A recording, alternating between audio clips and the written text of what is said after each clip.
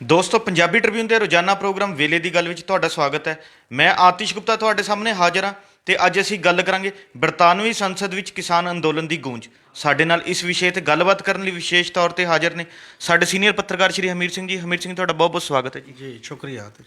ਹਮੀਰ ਸਿੰਘ ਜੀ, ਕੇਂਦਰੀ ਖੇਤੀ ਕਾਨੂੰਨਾਂ ਖਿਲਾਫ ਚੱਲ ਰਹੀ ਕਿਸਾਨ ਅੰਦੋਲਨ ਦੀ ਚਰਚਾ ਕੌਮਾਂਤਰੀ ਪੱਧਰ ਤੇ ਜਿਹੜੀ ਸੁਣਾਈ ਦੇ ਰਹੀ ਹੈ, ਪਰ ਉੱਥੇ ਹੀ ਗੱਲ ਕਰੀਏ ਬਰਤਾਨਵੀ ਸੰਸਦ ਦੇ ਵਿੱਚ ਵੀ ਜਿਹੜੀ ਹੈਗੀ ਹੈ ਇਸ ਅੰਦੋਲਨ ਦੀ ਗੂੰਜ ਕੱਲ ਸੁਣਾਈ ਦਿੱਤੀ ਹੈ। ਅਸੀਂ ਜਾਣਨਾ ਚਾਹਾਂਗੇ ਉਹ ਪੂਰਾ ਮਾਮਲਾ ਕੀ ਸੀ, ਕੀ ਗੱਲਬਾਤ ਉੱਥੇ ਹੋਈ ਹੈ। ਬਿਲਕੁਲ, ਪਹਿਲਾਂ ਜਿਵੇਂ ਸਾਰੇ ਦਰਸ਼ਕਾਂ ਨੂੰ ਇੰਨਾ ਪਤਾ ਹੈ ਕਿ ਲਗਭਗ 1 ਲੱਖ ਤੋਂ ਵੱਧ ਲੋਕਾਂ ਨੇ ਇੱਕ ਪਟੀਸ਼ਨ ਫਾਈਲ ਕਰਕੇ ਇੱਕ ਮੰਗ ਕੀਤੀ ਸੀ ਕਿ ਇਹਦੇ 'ਤੇ ਗੱਲ ਕੀਤੀ ਜਾਏ। ਦੂਜਾ 100 ਦੇ ਕਰੀਬ 100 ਤੋਂ ਵੱਧ MP ਜਿਹੜੇ ਸੀਗੇ ਬਰਤਾਨੀਆ ਦੇ, ਉਹਨਾਂ ਨੇ ਵੀ ਲਿਖ ਕੇ ਦਿੱਤਾ ਸੀ ਕਿ ਦੇਸ਼ ਦੇ ਵਿੱਚ, ਭਾਰਤ ਦੇ ਵਿੱਚ ਕਿਸਾਨ ਅੰਦੋਲਨ ਚੱਲ ਰਿਹਾ ਅਤੇ ਕਿਸਾਨ ਅੰਦੋਲਨ ਦੇ ਨਾਲ ਦੀ ਨਾਲ ਕਿਸਾਨ ਅੰਦੋਲਨ ਬੜਾ ਪੀਸਫੁਲ ਹੈ, ਸ਼ਾਂਤਮਈ ਹੈ, ਪਰ ਜੋ ਉੱਥੇ ਮਨੁੱਖੀ ਅਧਿਕਾਰਾਂ ਦੀਆਂ ਉਲੰਘਣਾ ਹੋ ਰਹੀਆਂ ਨੇ ਜਾਂ ਜਮਹੂਰੀਅਤ ਦੇ ਅਸੂਲਾਂ ਦੀ ਜਿਹੜੀ ਉਲੰਘਣਾ ਹੋ ਰਹੀ ਹੈ ਉਹਦੇ 'ਤੇ ਗੱਲ ਕਰਨ ਦੀ ਗਈ।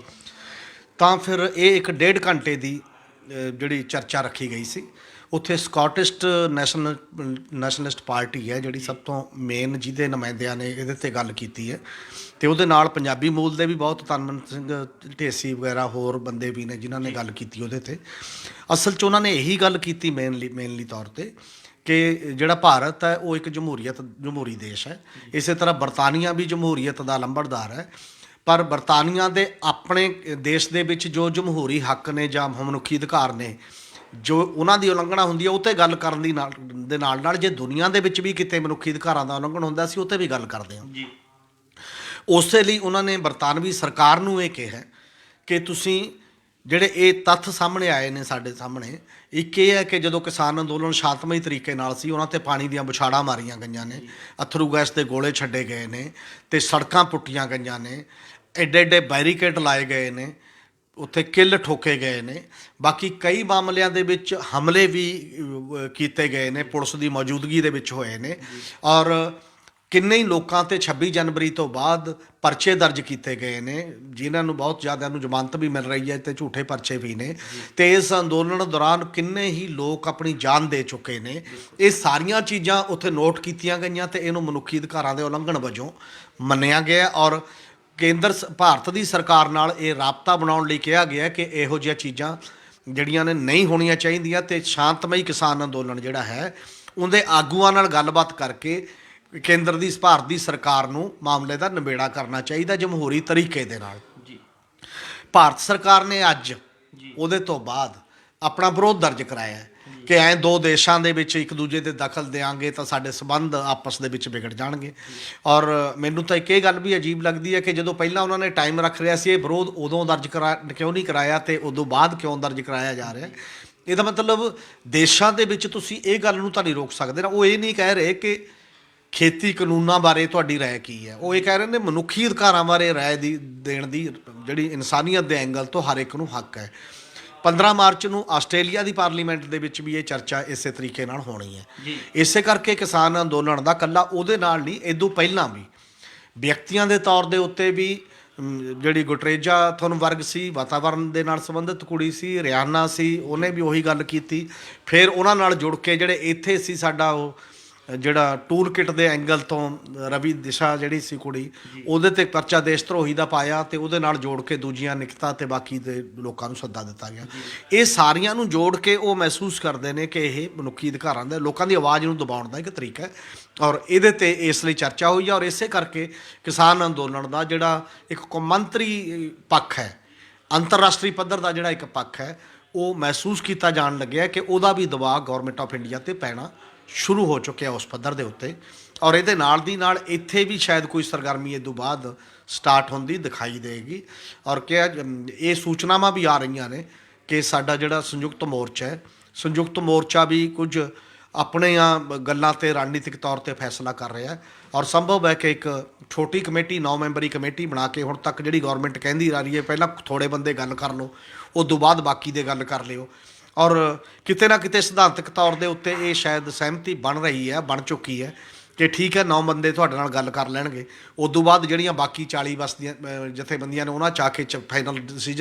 ਫਾਈਨਲ ਗੱਲ ਕਰ ਲਈ ਜਾਊਗੀ। ਤਾਂ ਕਿਤੇ ਨਾ ਕਿਤੇ ਇਹ ਲੱਗ ਰਿਹਾ ਹੈ ਕਿ ਪੋਜ਼ਿਟਿਵਿਟੀ ਅੰਦਰ ਖਾਤੇ ਜਿਹੜੀ ਗੱਲ ਵੀ ਚੱਲ ਰਹੀ ਹੈ, ਚਾਹੇ ਆਫੀਸ਼ੀਅਲੀ 22 ਜਨਵਰੀ ਤੋਂ ਬਾਅਦ ਡੇਢ ਮਹੀਨੇ ਤੋਂ ਗੱਲ ਨਹੀਂ ਚੱਲੀ, ਪਰ ਅਨਅਫੀਸ਼ੀਅਲ ਤੌਰ ਤੇ ਗੱਲਬਾਤ ਗਵਰਨਮੈਂਟ ਦੇ ਜਿਹੜੇ ਲੋਕ ਨੇ, ਜਿਹੜੇ ਪਿੱਛੇ ਬੈਕ ਡੋਰ ਜਿਹੜੀ ਕਹਿੰਦੇ ਨੇ ਗੱਲਬਾਤ ਚੱਲਦੀ ਹੁੰਦੀ ਆ, ਉਹਦੇ ਰਾਹੀਂ ਕਿਤੇ ਨਾ ਕਿਤੇ ਸੰਭਾਵਨਾ ਹੈ ਕਿ ਅਗਲੇ ਦਿਨਾਂ ਦੇ ਵਿੱਚ ਕੋਈ ਮੀਟਿੰਗ ਵੀ ਹੋ ਸਕੇਗੀ ਉਸ ਪੱਧਰ ਦੇ ਉੱਤੇ। ਹਮੀਰ ਸਿੰਘ ਜੀ, ਜਿਵੇਂ ਤੁਸੀਂ ਦੱਸਿਆ ਹੈ ਵੀ ਕਿ ਸਰਕਾਰ ਦੇ ਖਿਲਾਫ ਉੱਠਣ ਵਾਲੀ ਆਵਾਜ਼ਾਂ ਨੂੰ ਦਬਾਉਣ ਲਈ ਸਰਕਾਰ ਕਈ ਤਰ੍ਹਾਂ ਦੇ ਪੈਂਤੜੇ ਖੇਡਦੀ ਆ ਰਹੀ ਹੈ, ਕਈ ਥਾਵਾਂ ਤੇ ਕੇਂਦਰੀ ਏਜੰਸੀਆਂ ਦੀ ਮਦਦ ਨਾਲ ਜਿਹੜਾ ਹੈ ਕਿ ਛਾਪੇਮਾਰੀਆਂ ਵੀ ਕਰਦੀ ਆ ਰਹੀ ਹੈ। ਇਸੇ ਤਰ੍ਹਾਂ ਜੇ ਪੰਜਾਬ ਦੀ ਗੱਲ ਕਰੀਏ ਤਾਂ ਸੁਖਪਾਲ ਖਹਿਰਾ ਜੋ ਕਿ ਵਿਧਾਇਕ ਨੇ, ਇਹਨਾਂ ਦੇ ਘਰ ਵੱਖ-ਵੱਖ ਥਾਵਾਂ ਤੇ ਚੰਡੀਗੜ੍ਹ ਵੀ, ਹੋਰ ਵੀ ਦਿੱਲੀ 'ਚ ਵੀ ਵੱਖ-ਵੱਖ ਥਾਵਾਂ ਤੇ ਛਾਪੇਮਾਰੀ ਜਿਹੜੀ ਅੱਜ ਈਡੀ ਵੱਲੋਂ ਕੀਤੀ ਗਈ ਹੈ। ਅਸੀਂ ਜਾਣਨਾ ਚਾਹਾਂਗੇ ਵੀ ਕਿ ਇਹ ਪੂਰਾ ਮਾਮਲਾ ਕੀ ਹੈ। ਅਸਲ ਦੇ ਵਿੱਚ ਕਿਉਂਕਿ ਈਡੀ ਹੈ ਜਾਂ ਵੱਖ-ਵੱਖ ਏਜੰਸੀਆਂ ਨੇ ਸੈਂਟਰ ਦੀਆਂ, ਉਹਨਾਂ ਦਾ ਆਪਣਾ ਕੰਮ ਹੋ ਸਕਦਾ ਕਿ ਕਈ ਮਾਮਲਿਆਂ ਦੇ ਵਿੱਚ ਉਹ ਕਿਵੇਂ ਦਖਲ ਦੇਣਾ ਹੈ, ਪਰ ਜਿਹੜਾ ਪਿਛਲੇ ਕਾਫੀ ਸਮੇਂ ਤੋਂ ਉਹਨੂੰ ਟੂਲ ਦੀ ਤਰ੍ਹਾਂ, ਹਥਿਆਰ ਦੀ ਤਰ੍ਹਾਂ ਸੱਤਾਧਾਰੀ ਧਿਰ ਵੱਲੋਂ ਵਰਤਣ ਦਾ ਜਿਹੜਾ ਇੱਕ ਤਰੀਕਾਕਾਰ ਹੈ, ਉਹ ਵਿਵਾਦਤ ਬਣਦਾ ਜਾ ਰਿਹਾ ਹੈ ਹਮੇਸ਼ਾ ਹੀ। ਔਰ ਇਹ ਗੱਲ ਸਮਝ ਨਹੀਂ ਆ ਰਹੀ ਕਿ ਕੀ ਈਡੀ ਉਹਨਾਂ ਸਾਰੇ ਬੰਦਿਆਂ ਦੇ ਐਡਰੈਸ ਭੁੱਲ ਚੁੱਕੀ ਹੈ ਜਿਹੜੇ ਗਵਰਨਮੈਂਟ ਦੇ ਨਾਲ ਨੇ, ਤੇ ਉਹਨਾਂ ਸਾਰੇ ਬੰਦਿਆਂ ਦਾ ਘਰ ਜਾਂ ਕਾਰੋਬਾਰ ਕਿਤੇ ਦਿਖਾਈ ਨਹੀਂ ਦਿੰਦਾ ਜਿਹੜੇ ਗਵਰਨਮੈਂਟ ਦੇ ਵਾਲੇ ਪਾਸੇ ਨੇ। ਤੇ ਇਸੇ ਕਰਕੇ ਮੰਨਿਆ ਜਾ ਰਿਹਾ ਕਿ ਗਵਰਨਮੈਂਟ ਹਰ ਉਹ ਵਿਰੋਧੀ ਆਵਾਜ਼ ਨੂੰ ਡਰਾਉਣ, ਧਮਕਾਉਣ ਜਾਂ ਚੁੱਪ ਕਰਾਉਣ ਦੀ ਵਾਲੇ ਪਾਸੇ ਇਹਨਾਂ ਏਜੰਸੀਆਂ ਨੂੰ ਵਰਤ ਰਹੀ ਹੈ। ਇਸੇ ਲਈ ਇਹ ਮੰਨਿਆ ਜਾ ਰਿਹਾ ਸੀ, ਉਹ ਚਾਹੇ ਕੁੜੀ ਤਾਪਸੀ ਪੰਨੂ ਜਿਹੜੀ ਫਿਲਮ ਐਕਟਰ ਜਿਹੜੀ ਕਿਸਾਨ ਅੰਦੋਲਨ ਦੀ ਹਮਾਇਤ ਕਰਦੀ ਸੀ, ਇਸੇ ਕਰਕੇ ਰਵੀ ਦਿਸ਼ਾ ਦਾ ਮਾਮਲਾ ਹੋਰ ਤਰੀਕੇ ਦੀ ਏਜੰਸੀ ਹੈ ਉਹ, ਇਸੇ ਕਰਕੇ ਇਹ ਜਿਹੜੇ ਅਨੁਰਾਗ ਕਸ਼ਯਪ ਦਾ ਮਾਮਲਾ, ਇਹ ਸਾਰੇ ਜਿੱਥੇ ਕਿਤੇ ਈਡੀ, ਕਿਤੇ ਕੋਈ ਹੋਰ ਏਜੰਸੀਆਂ ਦੀ ਵਰਤੋਂ, ਉਸੇ ਤਰੀਕੇ ਨਾਲ ਸੁਖਪਾਲ ਖਹਿਰਾ ਦਾ ਮਾਮਲਾ ਦੇਖਿਆ ਜਾ ਰਿਹਾ ਕਿ ਇਹ ਜਿਹੜੇ ਮੌਕੇ ਨੇ, ਜਦੋਂ ਵਿਧਾਨ ਸਭਾ ਦਾ ਸੈਸ਼ਨ ਚੱਲ ਰਿਹਾ ਹੋਵੇ ਉਦੋਂ ਇਹਦਾ ਵੀ ਖਿਆਲ ਨਾ ਰੱਖਿਆ ਜਾਵੇ। ਹਾਲਾਂਕਿ ਮੁੱਦਾ ਵਿਧਾਨ ਸਭਾ ਦੇ ਵਿੱਚ ਵੀ ਉੱਠਿਆ ਕਿ ਇਹ ਗੱਲ ਗਲਤ ਹੈ ਕਿ ਤੁਸੀਂ ਜਦੋਂ ਵੀ ਮਰਜ਼ੀ ਕਿਸੇ ਨੂੰ ਜਾ ਕੇ ਉਹ ਫਰੋੜ ਦਿਓ, ਔਰ ਉਹਦੇ ਲਈ ਕੁਝ ਟਾਈਮ ਲਗਾਇਆ ਵੀ ਜਾ ਸਕਦਾ, ਥੋੜ੍ਹਾ ਬਹੁਤ ਇੱਧਰ ਉੱਧਰ ਕੀਤਾ ਜਾ ਸਕਦਾ ਹੁੰਦਾ। ਔਰ ਇਸੇ ਕਰਕੇ ਇਹ ਹੈ ਕਿ ਹੁਣ ਉਹ ਕੀ ਕਾਰੋਬਾਰ ਕਰਦਾ, ਕਿਵੇਂ ਹੈ, ਕੀ ਤੁਹਾਡੇ ਕੋਲ ਹੈ ਕਿਸੇ ਚੀਜ਼ ਦੇ ਬਾਰੇ, ਤੁਸੀਂ 10 ਜਗ੍ਹਾ 'ਤੇ ਆ ਜਾਂਦੇ ਹੋ ਸਵੇਰੇ 8 ਵਜੇ ਧੜਾ-ਧੜ ਕਰਦੇ, ਅਤੇ ਇੱਕ ਇਮੇਜ ਦਾ ਕੁਐਸਚਨ ਨਹੀਂ ਹੁੰਦਾ ਉਸ ਲੈਵਲ ਦੇ ਉੱਤੇ। ਔਰ ਖਹਿਰਾ ਵੀ ਕਿਉਂਕਿ ਬੇਬਾਕੀ ਨਾਲ ਬੋਲਤਾ ਰਿਹਾ ਹੀ ਹੈ, ਜੋ ਉਹਨੂੰ ਉਹ ਜੂਏ ਪੀਏ 'ਤੇ ਵੀ ਬੋਲਿਆ, ਇਹ ਵੀ ਗੌਰਮੈਂਟ ਦਾ ਸਵਾਲ ਹੈ। ਉਹ ਨਵਰੀਤ ਦਾ ਮਾਮਲਾ ਵੀ ਜਿਹੜਾ ਉੱਥੇ ਉਹਨੂੰ ਮਰਡਰ ਦੇ ਮਾਮਲੇ ਦੇ ਵਿੱਚ ਇੱਕ ਇਹ ਹੈ ਕਿ ਗੋਲੀ ਨਾਲ ਹੋਇਆ ਜਾਂ ਉਹ ਦਿੱਲੀ ਹਾਈ ਕੋਰਟ ਦੇ ਵਿੱਚ ਜਿਹੜਾ ਕੇਸ ਹੈ ਉਹਨੂੰ ਵੀ ਮੇਨਲੀ ਮੁੱਖ ਤੌਰ 'ਤੇ ਖਹਿਰਾ ਜਿਹੜਾ ਉਹ ਪਰਸੂ ਕਰ ਰਿਹਾ, ਕੁਛ ਉਹ ਹੋ ਰਹੀ ਹੈ। ਔਰ ਉਹਨਾਂ ਸਾਰੀਆਂ ਗੱਲਾਂ ਦੇ ਨਾਲ ਲੱਗਦਾ ਕਿਤੇ ਨਾ ਕਿਤੇ ਪੋਲੀਟੀਕਲ ਨਾਤਾ ਜੁੜਦਾ ਹੈ। ਇਹ ਟਾਈਮਿੰਗ ਬਹੁਤ ਗਲਤ ਹੈ, ਅਤੇ ਇਹ ਟਾਈਮਿੰਗ ਗਵਰਨਮੈਂਟ ਆਫ ਇੰਡੀਆ ਦਾ ਜਿਹੜਾ ਤਰੀਕਾਕਾਰ ਹੈ ਉਹਦਾ ਵਿਰੋਧ ਹੋਣਾ ਚਾਹੀਦਾ, ਸਮੁੱਚੇ ਤੌਰ 'ਤੇ ਹੋਣਾ ਚਾਹੀਦਾ ਕਿ ਤੁਸੀਂ ਏਜੰਸੀਆਂ ਦਾ ਵੀ ਭਰੋਸਾ ਖੋ ਰਹੇ ਹੋ। ਜਦੋਂ ਸਭ ਚੀਜ਼ਾਂ ਦਾ ਭਰੋਸਾ ਖੋ ਲਿਆ ਜਾਏਗਾ ਤਾਂ ਦੇਸ਼ ਦੇ ਵਿੱਚ ਹਫੜਾ ਦਫੜੀ ਦਾ ਮਾਹੌਲ ਬਣਦਾ ਹੈ। ਏਜੰਸੀਆਂ ਇਸ ਗੱਲ ਲਈ ਰੱਖਿਆ, ਕਿੰਨੀਆਂ ਈਡੀ ਨੇ ਕੀ ਕਰ ਲਿਆ। ਈਡੀ ਸਾਡੇ ਪੰਜਾਬ ਦੇ ਵਿੱਚ ਇਦੋਂ ਪਹਿਲਾਂ ਆਈ ਸੀ, ਕਿੰਨੇ ਲੋਕਾਂ ਨੂੰ ਉਹਨਾਂ ਨੇ ਸੱਦਿਆ, ਸਾਹਮਣ ਕੀਤਾ ਕਿ ਡਰੱਗ ਦੇ ਸਮਗਲਰ ਨੇ ਜੀ। ਕਿੱਥੇ ਗਈ ਈਡੀ ਦੀ ਰਿਪੋਰਟਾਂ, ਕੀ ਕਰ ਰਹੀ ਹੈ ਈਡੀ? ਇਹਦਾ ਮਤਲਬ ਜਿੱਥੇ ਜਿੱਥੇ ਕੰਪਰੋਮਾਈਜ਼ ਹੋ ਜਾਂਦਾ ਉੱਥੇ ਈਡੀ ਵੀ ਚੁੱਪ ਕਰ ਜਾਂਦੀ ਹੈ, ਉੱਥੇ ਬਾਕੀ ਵੀ ਸਾਡੇ ਅਸਲ 'ਚ ਸੰਸਥਾਵਾਂ ਮਰ ਰਹੀਆਂ ਨੇ। ਅਫਸਰਾਂ ਦੇ ਵਿੱਚ ਵੀ ਉਹ ਰੀੜ੍ਹ ਦੀ ਹੱਡੀ ਨਹੀਂ ਬਚੀ ਕਿ ਜਿਹੜੀਆਂ ਸੱਤਾਧਾਰੀ ਧਿਰਾਂ ਨੂੰ ਜਵਾਬ ਦੇ ਸਕਣ ਕਿ ਨਹੀਂ ਜੀ ਆਹ ਤਰੀਕਾ ਠੀਕ ਨਹੀਂ ਹੈ, ਸਾਨੂੰ ਸੰਵਿਧਾਨਕ ਜਿਹੜਾ ਸਾਡਾ ਇੱਕ ਮੈਂਡੇਟ ਹੁੰਦਾ ਉਹਦੇ ਮੁਤਾਬਕ ਹੀ ਕੰਮ ਕਰਨਾ ਚਾਹੀਦਾ। ਔਰ ਇਹਦੇ 'ਤੇ ਨੋਟਿਸ ਮੈਨੂੰ ਲੱਗਦਾ ਪੰਜਾਬ ਦੀ ਸਰਕਾਰ ਨੂੰ ਵੀ, ਪੰਜਾਬ ਦੀ ਵਿਧਾਨ ਸਭਾ ਨੂੰ ਵੀ, ਪੰਜਾਬ ਦੇ ਬਾਕੀ ਲੋਕਾਂ ਨੂੰ ਵੀ ਲੈਣਾ ਚਾਹੀਦਾ ਜੀ। ਹਮੀਰ ਸਿੰਘ ਜੀ, ਇੱਕ ਹਰਿਆਣਾ ਪੁਲਿਸ ਵੱਲੋਂ ਗ੍ਰਿਫਤਾਰ ਕੀਤੀ ਗਈ ਨੌਦੀਪ ਕੌਰ ਦੀ ਜਿਹੜੀ ਹੈਗੀ ਹੈ ਰਿਹਾਈ ਤੋਂ ਬਾਅਦ ਉਸ ਵੱਲੋਂ ਦਿੱਲੀ ਦੇ ਵਿੱਚ, ਦਿੱਲੀ ਯੂਨੀਵਰਸਿਟੀ 'ਚ ਕਈ ਮੀਟਿੰਗਾਂ ਕੀਤੀਆਂ ਗਈਆਂ, ਜਿਸ ਨੂੰ ਲੈ ਕੇ ਸਰਕਾਰ ਕਈ ਤਰ੍ਹਾਂ ਦੇ ਸਵਾਲ ਖੜੇ ਕਰਨ ਦੀ ਕੋਸ਼ਿਸ਼ਾਂ ਕਰ ਰਹੀ ਹੈ। ਅਸੀਂ ਜਾਣਨਾ ਚਾਹਾਂਗੇ ਉਹ ਮੀਟਿੰਗਾਂ ਕੀ ਸੀ, ਇਹ ਸਰਕਾਰ ਕਿਸ ਤਰ੍ਹਾਂ ਜਿਹੜੇ ਹੈਗੇ ਸਵਾਲ ਖੜੇ ਕਰਨ ਦੀ ਕੋਸ਼ਿਸ਼ ਕਰ ਰਹੀ ਹੈ। ਨਹੀਂ, ਉਹ ਇੱਕੋ ਹੀ ਮੀਟਿੰਗ ਸੀ ਦਿੱਲੀ ਯੂਨੀਵਰਸਿਟੀ ਦੇ ਵਿੱਚ। ਅੰਬੇਦਕਰ ਦੇ ਨਾਮ ਨਾਲ ਸੰਬੰਧਿਤ ਜਥੇਬੰਦੀ ਹੈ ਜਿਹਨੇ ਇੱਕ ਮੀਟਿੰਗ ਬੁਲਾਈ ਸੀ, ਜਿੱਥੇ ਨੌਦੀਪ ਸਪੀਕਰ ਦੇ ਤੌਰ 'ਤੇ ਗੱਲ ਕਰ ਰਹੀ ਸੀ।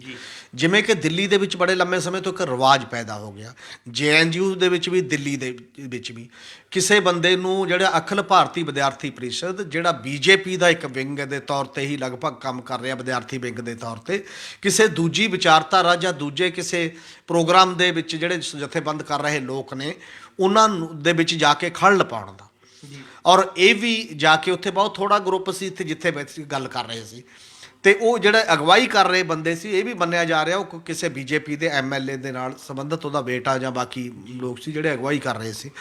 ਦਿੱਲੀ ਪੁਲਿਸ ਦੀ ਮੌਜੂਦਗੀ ਦੇ ਵਿੱਚ ਇੱਕ ਬਹੁਤ ਥੋੜ੍ਹੇ ਬੰਦੇ ਉਹਨਾਂ ਦੇ ਫੰਕਸ਼ਨ ਤੱਕ ਚਲੇ ਜਾਂਦੇ ਨੇ, ਫੰਕਸ਼ਨ ਦੇ ਵਿੱਚ ਖੜਲ ਪਾਉਂਦੇ ਨੇ, ਅਤੇ ਮਿਲੀ ਭੁਗਤ ਤੋਂ ਬਿਨਾਂ ਸੰਭਵ ਨਹੀਂ ਹੁੰਦਾ ਜੀ। ਇੱਕ ਪਾਸੇ ਤੁਸੀਂ ਕਹਿ ਰਹੇ ਹੋ ਕਿ ਸੰਵਿਧਾਨ ਦੇ ਵਿੱਚ ਵਿਚਾਰ ਪ੍ਰਗਟਾਵੇ ਦਾ ਹੱਕ ਹੈ, ਸ਼ਾਂਤਮਈ ਤਰੀਕੇ ਨਾਲ ਇਕੱਠੇ ਹੋਣ ਦਾ ਹੱਕ ਹੈ, ਆਪਣੀ ਗੱਲ ਕਹਿਣ ਦਾ ਹੱਕ ਹੈ। ਜੇ ਏਬੀਵੀਪੀ ਨੂੰ ਕੋਈ ਤਕਲੀਫ ਹੈ ਕਿ ਉਹਨਾਂ ਦੀ ਗੱਲ ਗਲਤ ਹੈ ਤਾਂ ਤੁਸੀਂ ਅਲੱਗ ਇੱਕ ਫੰਕਸ਼ਨ ਰੱਖੋ, ਲੋਕਾਂ ਨੂੰ ਆਪਣੀ ਗੱਲ ਕਹਿ ਦਿਓ। ਦੂਜੇ ਦੇ ਵਿੱਚ ਦਾਖਲ ਹੋਣ ਦਾ ਮਤਲਬ ਤਾਂ ਇਹ ਹੈ ਕਿ ਤੁਸੀਂ ਹਿੰਸਾ ਨੂੰ ਪ੍ਰਵੋਕ ਕਰ ਰਹੇ ਹੋ, ਤੁਸੀਂ ਵਿਵਾਦ ਵਧਾ ਰਹੇ ਹੋ, ਟਕਰਾਅ ਪੈਦਾ ਕਰ ਰਹੇ ਹੋ, ਅਤੇ ਜਿਹੜਾ ਟਕਰਾਅ ਜਿਹੜਾ ਕਿਸੇ ਵੀ ਰੂਪ ਦੇ ਵਿੱਚ ਦੇਸ਼ ਦੀ ਸ਼ਾਂਤੀ ਨੂੰ ਵੀ ਭੰਗ ਕਰ ਸਕਦਾ ਹੈ, ਕਿਸੇ ਵੀ ਰੂਪ ਦੇ ਵਿੱਚ ਆਮ ਲੋਕਾਂ ਦੇ ਹੱਕ ਦੀ ਵੀ ਵਾਇਲੇਸ਼ਨ ਹੈ ਅਤੇ ਸੰਵਿਧਾਨ ਦੀ ਵੀ ਉਲੰਘਣ ਹੈ, ਇਹ ਸਰਕਾਰ ਔਰ ਪੁਲਿਸ 'ਤੇ ਸਵਾਲੀਆ ਨਿਸ਼ਾਨ ਲੱਗਣਾ ਇਹ ਸੁਭਾਵਿਕ ਚੀਜ਼ ਹੈ। ਸਰਕਾਰ ਦੀ ਇਹ ਬੁਨਿਆਦੀ ਜ਼ਿੰਮੇਵਾਰੀ ਬਣਦੀ ਹੈ ਕਿ ਉਹਨੂੰ ਉਹ ਆਪਣਾ ਅਕਸ ਜਿਹੜਾ ਉਹਨੂੰ ਠੀਕ ਕਰੇ, ਆਪਣੀ ਰਵੱਈਆ ਠੀਕ ਕਰੇ, ਅਤੇ ਪੁਲਿਸ ਨੂੰ ਵੀ ਹਦਾਇਤ ਕਰੇ ਕਿ ਉਹ ਇਹਨਾਂ ਦੇ ਵਿੱਚ ਜੇ ਕੋਈ ਕਰਦਾ ਤਾਂ ਉਹਦੇ ਖਿਲਾਫ ਕਾਰਵਾਈ ਹੋਵੇ ਜਿਹੜਾ ਉਲੰਘਣ ਪੈਦਾ ਕਰਦਾ, ਨਾ ਕਿ ਦੂਜੇ ਨੂੰ ਕਿਹਾ ਜਾਏ ਤੂੰ ਆਪਣਾ ਸਮਾਗਮ ਬੰਦ ਕਰ ਦੇ। ਜੀ ਹਮੀਰ ਸਿੰਘ ਜੀ, ਗੱਲ ਕਰੀਏ ਕੱਲ ਪੰਜਾਬ ਸਰਕਾਰ ਵੱਲੋਂ ਆਪਣਾ ਜਿਹੜਾ ਹੈਗਾ ਪੰਜਾਬ ਦਾ ਬਜਟ ਪੇਸ਼ ਕਰ ਦਿੱਤਾ ਹੈ, ਜਿਸ ਨੂੰ ਲੈ ਕੇ ਵੱਖ-ਵੱਖ ਰਾਜਸੀ ਆਗੂਆਂ ਵੱਲੋਂ ਆਪਣੀ ਪ੍ਰਤੀਕਿਰਿਆ ਦਿੱਤੀ ਜਾ ਰਹੀ ਹੈ, ਤੇ ਅੱਜ ਜਿਹੜਾ ਵਿਧਾਨ ਸਭਾ ਵਿੱਚ ਉਸ ਬਜਟ ਦੇ ਉੱਤੇ ਵਿਚਾਰ ਚਰਚਾ ਕੀਤੀ ਗਈ ਹੈ। ਅਸੀਂ ਜਾਣਨਾ ਚਾਹਾਂਗੇ ਇੱਕ ਤਾਂ ਅੱਜ ਵਿਧਾਨ ਸਭਾ ਦੇ ਵਿੱਚ ਕੀ ਕਾਰਵਾਈ ਹੋਈ ਹੈ, ਕੀ ਗੱਲਬਾਤ ਹੋਈ ਹੈ। ਇਸ ਦੇ ਨਾਲ ਹੀ ਇੱਕ ਦੂਜਾ ਸਵਾਲ ਇਹ ਵੀ ਆਉਂਦਾ, ਹਰਿਆਣਾ ਵਿਧਾਨ ਸਭਾ ਬਜਟ ਸੈਸ਼ਨ ਵੀ ਨਾਲ ਹੀ ਚੱਲ ਰਿਹਾ, ਜਿਸ 'ਚ ਕੱਲ੍ਹ ਨੂੰ ਜਿਹੜਾ ਹੈਗਾ ਸੂਬਾ ਸਰਕਾਰ ਦੇ ਖਿਲਾਫ ਬੇਭਰੋਸਗੀ ਮਤੇ 'ਤੇ ਵੋਟਿੰਗ ਹੋਣੀ ਹੈ। ਉਸ 'ਤੇ ਕੀ ਕਾਰਵਾਈ ਹੁਣ ਤੱਕ ਚੱਲ ਰਹੀ ਹੈ, ਕਿਸ ਤਰ੍ਹਾਂ ਦੀ ਤਿਆਰੀਆਂ ਚੱਲ ਰਹੀਆਂ? ਔਰ ਪੰਜਾਬ ਦੇ ਵਿੱਚ ਤਾਂ ਇਹ ਹੈ ਕਿ ਬਜਟ ਹੋਇਆ ਅਤੇ ਜਿਹੜੇ ਪਹਿਲਾਂ ਸਸਪੈਂਡਡ ਅਕਾਲੀ MLA ਸੀ ਉਹਨਾਂ ਨੂੰ ਵੀ ਮਤਲਬ ਮੌਕਾ ਦਿੱਤਾ, ਬਹਾਲੀ ਹੋ ਗਈ ਹੈ। ਔਰ ਦੋਨੋਂ ਧਿਰਾਂ ਜਿਹੜੀਆਂ ਵਿਰੋਧੀ ਧਿਰਾਂ ਨੇ, ਸੁਭਾਵਿਕ ਹੈ ਕਿ ਉਹ ਗੌਰਮੈਂਟ ਦੇ ਜਿਹੜੇ ਬਜਟ ਦੇ ਖਿਲਾਫ ਨੇ, ਉਹਨਾਂ ਨੂੰ ਉਹ ਝੂਠ ਦਾ ਪਲੰਦਾ ਕਹਿੰਦੇ ਨੇ, ਉਹਨੂੰ ਵੋਟ ਦਾ ਕੇਵਲ ਜਰੀਆ ਦੀ ਮਾਤਰ ਮੰਨਦੇ ਨੇ। ਇਸੇ ਕਰਕੇ ਜਿਹੜੀ ਆਮ ਆਦਮੀ ਪਾਰਟੀ ਹੈ ਉਹ ਕਾਫੀ ਇੱਕ ਚਿੰਨ੍ਹ ਦੇ ਤੌਰ ਦੇ ਉੱਤੇ ਪੰਡਾ ਬੰਨ੍ਹ ਕੇ ਲਿਆਏ ਵੱਖ-ਵੱਖ ਕਿਸਮ ਦੀਆਂ, ਜੀ ਇਹ ਝੂਠ ਦੀ ਪੰਡ ਹੈ, ਇਹ ਫੋਕੀ ਹੈ, ਇਹਨੇ ਕੁਝ ਨਹੀਂ ਕੀਤਾ। ਉਸੇ ਤਰ੍ਹਾਂ ਅਕਾਲੀ ਦਲ ਨੇ ਇਹ ਦੱਸਣ ਦੀ ਕੋਸ਼ਿਸ਼ ਕੀਤੀ ਪੁਆਇੰਟ ਵਾਈਜ਼ ਕਿ ਸਾਰੇ ਪੁਰਾਣੇ ਐਲਾਨ ਨੇ, ਬਾਰ-ਬਾਰ ਐਲਾਨ ਹੋਏ ਨੇ, ਅਤੇ ਉਸੇ ਨੂੰ ਨਵੇਂ ਰੂਪ ਦੇ ਵਿੱਚ ਤੁਸੀਂ ਪੇਸ਼ ਕਰਕੇ ਲੋਕਾਂ ਦਾ ਗੁੰਮਰਾਹ ਕਰ ਰਹੇ ਹੋ। ਅਤੇ ਇਹਦੇ ਨਾਲ ਹੀ ਜਿਹੜਾ ਵਿਧਾਨ ਸਭਾ ਦੇ ਅੰਦਰ ਵੀ ਨਵਜੋਤ ਇਹਦੇ ਵਾਲਾ ਵੀ ਮੁੱਦਾ ਉੱਠਿਆ, ਸੁਖਪਾਲ ਖਹਿਰੇ ਵਾਲਾ ਵੀ, ਅਤੇ ਨਾਲ ਦੀ ਨਾਲ ਇਹ ਵਿਵਾਦ ਵੀ ਉੱਠਿਆ, ਮਜੀਠੀਆ ਨੇ ਜਿਹੜਾ ਇੱਕ ਕਵਿਤਾ ਪੜ੍ਹਨ ਦੀ ਕੋਸ਼ਿਸ਼ ਕੀਤੀ ਜਿਹਦੇ 'ਚ ਸਰਕਾਰ ਨੂੰ ਮਤਲਬ ਆਰਾਂ ਲਾਈਆਂ ਜਾ ਰਹੀਆਂ ਸੀ ਉਸ ਪੱਧਰ ਦੇ ਉੱਤੇ, ਅਤੇ ਨਵਜੋਤ ਸਿੱਧੂ ਵੀ, ਬਾਕੀ ਕੁਝ ਲੋਕਾਂ ਨੇ ਵੀ ਉਹਦੇ ਨਾਲ ਵਿਵਾਦ ਦਾ ਜਿਹੜਾ ਇੱਕ ਵਿਵਾਦਿਤ ਮਾਮਲਾ ਹੋਇਆ। ਔਰ ਬਾਕੀ ਵਿਧਾਨ ਸਭਾ ਦੇ ਵਿੱਚ ਇਹੀ ਹੈ ਕਿ ਹੁਣ ਗਵਰਨਰ ਐਡਰੈਸ ਦੇ ਉੱਤੇ ਬਜਟ ਦੇ ਉੱਤੇ ਬਹਿਸ ਹੀ ਹੈ, ਇੱਕ ਦਿਨ ਦਾ ਹੋਰ ਬਚਿਆ ਅਤੇ ਇਹ ਫਾਰਮੈਲਿਟੀ ਪੂਰੀ ਹੋ ਜਾਣੀ ਹੈ। ਸਿਆਸਤਦਾਨਾਂ ਨੇ ਆਪੋ ਆਪਣੀ ਸਿਆਸਤ ਉਸ ਰੂਪ ਦੇ ਵਿੱਚ ਕਰ ਲਈ ਹੈ। ਜਿਹੜਾ ਹਰਿਆਣਾ ਦਾ ਇੰਪੋਰਟੈਂਟ ਇਸ ਕਰਕੇ ਹੈ ਇਹ, ਕਿਉਂਕਿ ਜਿਵੇਂ ਪੰਜਾਬ ਦੇ ਵਿੱਚ ਤਾਂ ਇੱਕ ਫੈਸਲਾ ਪਹਿਲਾਂ ਹੀ ਨਿਬੜ ਗਿਆ ਸੀਗਾ ਅਕਾਲੀ ਦਲ ਨਾਲ ਲੋਕਾਂ ਦਾ ਕਿ ਅਕਾਲੀ ਦਲ ਨੇ ਤਾਂ NDA ਤੋਂ ਵਾਪਸ ਲੈ ਲਿਆ, ਬਾਕੀ ਹੈ ਇਹੋ ਜਿਹੀ ਇੱਕ ਪਾਰਟੀ ਜਿਹੜੀ JJP ਦੇ ਰੂਪ ਦੇ ਵਿੱਚ ਹੈ ਹਰਿਆਣੇ ਦੇ ਵਿੱਚ, ਉਹਦੇ ਬਾਰੇ ਵੀ ਕਿਸਾਨੀ ਅੰਦੋਲਨ ਦਾ ਸ਼ੁਰੂ ਤੋਂ ਹੀ ਇਹ ਗੱਲ ਹੈ ਕਿ ਕਿਉਂਕਿ ਤੁਸੀਂ ਬੁਨਿਆਦੀ ਤੌਰ 'ਤੇ ਕਿਸਾਨੀ ਦੀਆਂ ਵੋਟਾਂ ਲੈ ਕੇ ਆਪਦੇ ਆਪ ਨੂੰ ਪੇਸ਼ ਕਰਦੇ ਹੋ ਕਿ ਅਸੀਂ ਸੱਤਾ 'ਚ ਆਏ ਹਾਂ ਜੀ, ਤੁਸੀਂ ਉਹੀ ਕਿਸਾਨੀ ਜਿਹੜੀ ਅੰਦੋਲਨ ਲੜ ਰਹੀ ਹੈ ਉਹਦੇ ਮਤਲਬ ਜਿਹਦੀਆਂ ਵੋਟਾਂ ਲੈ ਕੇ ਆਏ ਹੋ ਉਹਦੀ ਗੱਲ ਨਾ ਮੰਨ ਕੇ ਇਹਦੇ ਸਰਕਾਰ 'ਚ ਬਣੇ ਹੋਏ ਆ। ਇਸੇ ਕਰਕੇ ਇੱਕ ਕਾਂਗਰਸ ਨੇ ਇਸ ਮਾਹੌਲ ਨੂੰ ਦੇਖਦੇ ਹੋਏ ਨੋ ਕੌਨਫੀਡੈਂਸ ਮਤਾ ਜਿਹੜਾ ਲਿਆਂਦਾ ਸੀ, ਜਿਹਨੂੰ ਸਪੀਕਰ ਨੇ ਮਾਨਤਾ ਦਿੱਤੀ ਹੈ, ਜਿਹੜਾ 10 ਮਾਰਚ ਨੂੰ ਚਰਚਾ ਹੋਣੀ ਹੈ, ਜਿਹਦੇ 'ਤੇ ਬਹਿਸ ਹੋ ਕੇ, ਅਤੇ ਅੱਜ ਸੰਯੁਕਤ ਮੋਰਚੇ ਦੇ ਆਗੂਆਂ ਵੱਲੋਂ ਖਾਸ ਤੌਰ 'ਤੇ ਅਪੀਲ ਇੱਕ ਗੁਰਨਾਮ ਸਿੰਘ ਚੜੂਨੀ ਵੱਲੋਂ ਵੀ ਦੇਖੀ ਜਾਂਦੀ ਹੈ ਸਾਰੇ, ਅਤੇ ਖਾਪਾਂ ਵੱਲੋਂ ਵੀ ਇਹ ਹੈਗੀ ਹੈ, ਅਤੇ ਬਾਕੀ ਲੋਕਾਂ ਵੱਲੋਂ ਵੀ। ਅੱਜ 90 ਮੈਂਬਰੀ ਵਿਧਾਨ ਸਭਾ ਦੇ ਵਿੱਚੋਂ 88 ਮੈਂਬਰ ਨੇ, 2 ਨਹੀਂ ਹੈ ਮਤਲਬ ਐਲਾਨਾਬਾਦ ਤੇ ਕਾਲਕਾ ਦੇ ਵਿੱਚ, ਹਾਂ,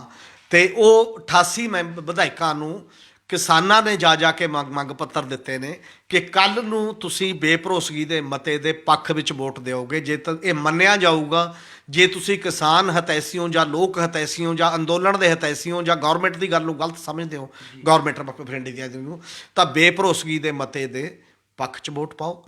ਜੇ ਤੁਸੀਂ ਅਜੇ ਵੀ ਇਹਦੇ ਵਿੱਚ ਮਤਲਬ ਵਿਰੋਧ ਦੇ ਵਿੱਚ ਵੋਟ ਪਾਈ ਤਾਂ ਇਹ ਅਸੀਂ ਮੰਨਾਂਗੇ ਕਿ ਤੁਸੀਂ ਲੋਕਾਂ ਤੋਂ ਬੇਮੁਖ ਹੋ, ਇਸ ਅੰਦੋਲਨ ਦੇ ਖਿਲਾਫ ਹੋ, ਅਤੇ ਆਪਣੀ ਸੱਤਾ ਦੇ ਨਾਲ ਚਿੰਬੜੇ ਰਹਿਣ ਦੇ ਲਈ ਕੁਝ ਵੀ ਕਰਨ ਤੱਕ ਜਾ ਰਹੇ ਹੋ। ਤਾਂ ਇਹ ਇੱਕ ਫੈਸਲਾ ਜਿਹੜਾ ਅੱਜ ਉਹਨਾਂ ਨੇ ਕੀਤਾ ਹੋਇਆ ਕਿਸਾਨਾਂ ਨੇ ਸਾਰੇ MLAs ਨੂੰ,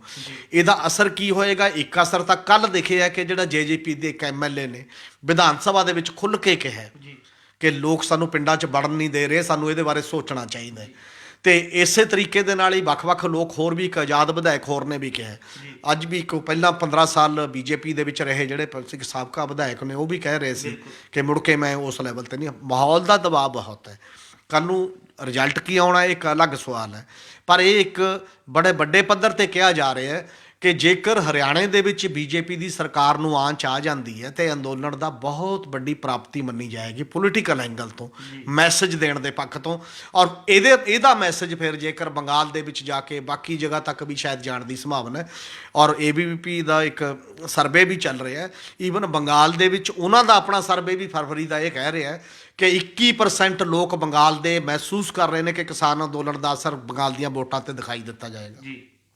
ਇਸ ਕਰਕੇ ਇਸ ਅੰਦੋਲਨ ਦਾ ਇਹ ਅਸਰ ਹੈ ਉਹ ਹਰਿਆਣੇ 'ਚ ਕਿੰਨਾ ਪੈਂਦਾ, ਪੰਜਾਬ 'ਚ ਸਾਡੇ ਸਾਹਮਣੇ ਦਿਖਾਈ ਕੱਲ੍ਹ ਵੀ ਦੇ ਦੇਗਾ ਹਰਿਆਣੇ ਦਾ।